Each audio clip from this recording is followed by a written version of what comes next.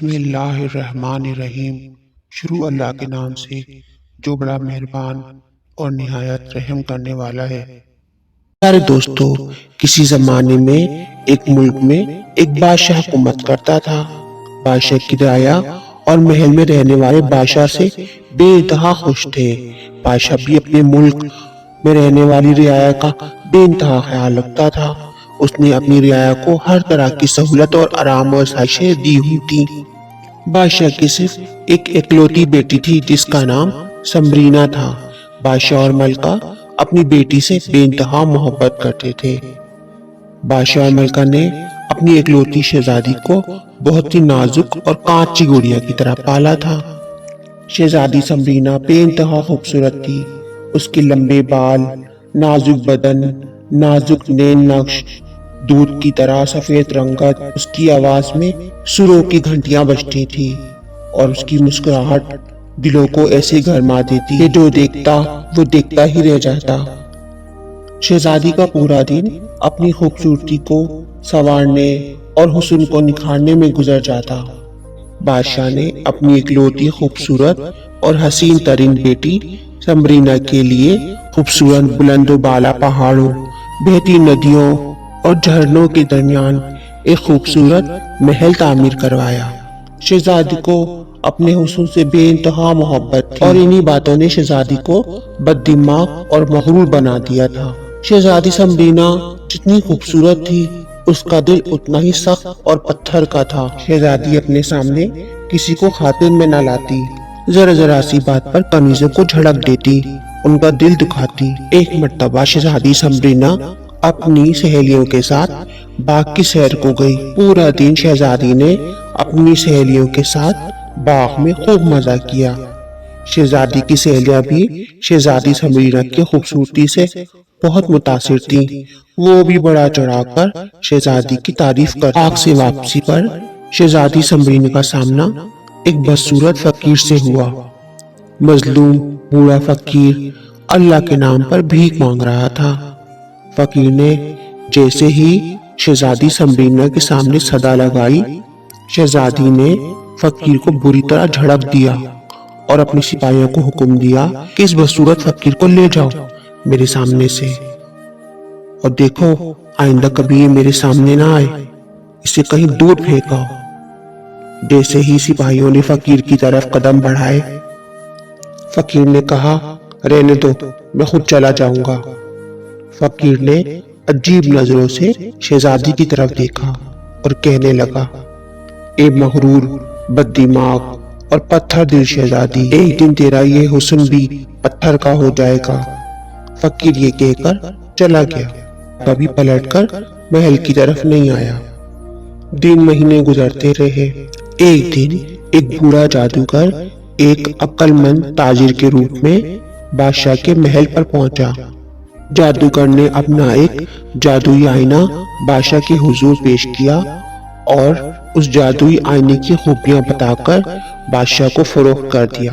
تاجر نے کہا کہ اس جادوئی آئینے کی یہ خاص خوبی ہے کہ یہ آئینہ آپ کی حقیقی خوبصورتی کو دکھاتا ہے۔ بادشاہ بھی اس جادوئی آئینے سے بہت متاثر ہوا اور اس نے وہ آئینہ اپنی شہزادی کے لیے خرید لیا۔ جب جادوئی آئینہ شہزادی سمبرینا کے پاس پہنچا تو شہزادی کو بھی اپنی حقیقی خوبصورتی کو دیکھنے کا خیال آیا۔ ایک دن شہزادی نے جیسے ہی اپنا چہرہ آئینے میں دیکھا تو شہزادی کو اپنے چہرے کے بجائے ایک بوڑھی عورت کا جھریوں سے بھرا ہوا چہرہ نظر آیا۔ شہزادی سمبرینا نے جیسے ہی اپنا بدنما چہرہ آئینے میں دیکھا تو اس نے غصے سے آئینے کو توڑ دیا۔ جیسے ہی آئینہ ٹوٹا، شہزادی سمبرینا کا خوبصورت بدن ایک خوبصورت پتھر کے مجسمے میں بدل گیا۔ شہزادی سمبرینا پتھر کی بن گئی۔ پورے ملک میں رہنے والے لوگ شہزادی سمبرینا کے کھو جانے پر ماتم کر رہے تھے۔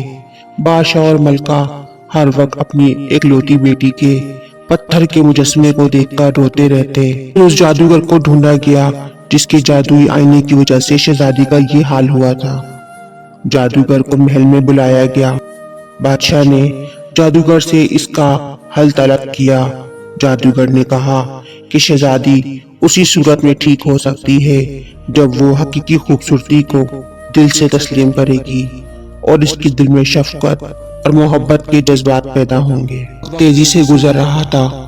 شہزادی کے مجسمے کو آخر میں ایک باغ میں لا کر کھڑا کر دیا گیا۔ پرندوں نے اس کے سر پر گھونسلے بنانے شروع کر دیے۔ مجسمہ بھی آہستہ آہستہ اپنی اصلی رنگت کو کھوتا جا رہا تھا، لیکن شہزادی کے دل میں کوئی جذبات پیدا نہیں ہو رہے تھے۔ شہزادی سمبرینا کا دل آج بھی اس کے وجود کی طرح پتھر کا ہی تھا۔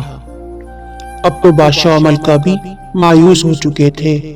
اچانک ایک دن ایک خوبصورت اور معصوم لڑکی کھیلتے کھیلتے بادشاہ کے محل کے اس باغ میں آ گئی جہاں شہزادی سمبرینا ایک پتھر کا خوبصورت مجسمہ کی صورت بنی کھڑی تھی۔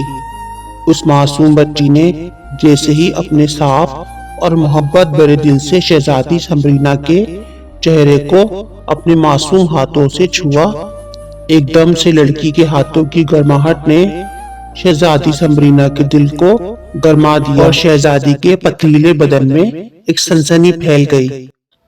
شہزادی حقیقی خوبصورتی کو جان گئی۔ شہزادی کے پتھریلے وجود میں ہلچل ہونے لگی اور شہزادی کا پتھریلا بدن اپنی اصلی حالت میں آ گیا۔ اب شہزادی صرف ظاہری نہیں بلکہ حقیقی خوبصورتی کو جان گئی تھی۔ شہزادی سمبرینا کے ٹھیک ہوتے ہی بادشاہ اور ملکہ بہت خوش تھے۔ پورے ملک میں خوشی کا سما تھا۔ ہر بندہ شہزادی کے ٹھیک ہونے کی خوشی میں دل سے خوش تھا۔ شہزادی نے اب ہر چیز کو کھلے دل سے قبول کر لیا تھا۔ شہزادی نے بھی اب تو رعایا کا ویسے ہی خیال رکھنا شروع کر دیا تھا جیسے بادشاہ رکھا کرتا تھا۔ تو پیارے دوستو، یہ تھی بد دماغ شہزادی کی ریئل اسٹوری۔ اگر آپ کو اسٹوری پسند آئے تو اسٹوری کو لائک، شیئر اور چینل کو سبسکرائب تو لازمی کرنا۔ ملتے ہیں نیکسٹ اسٹوری کے ساتھ۔ اللہ حافظ۔